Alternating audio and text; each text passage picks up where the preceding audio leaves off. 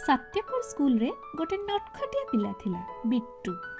बिट्टू बहुत मजाकिया थिला, किंतु तार ना गोटे खराब अभ्यास थिला। भूल कले जम्मा भी सत कहू नथिला। गोटे दिन स्कूल रे सब पिला निज निज ड्राइंग प्रोजेक्ट तैयारी करुथिले।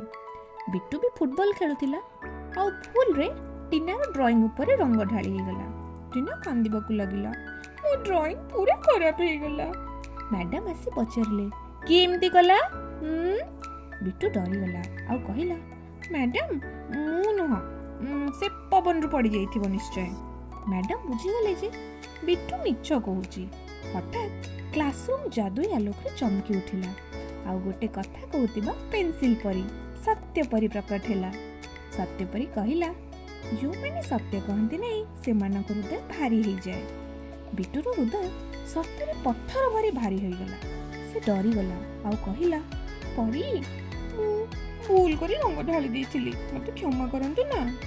एमिति ही बिट्टू सत्य कहू पत्थरटा भी हल्का हवा को लागिला।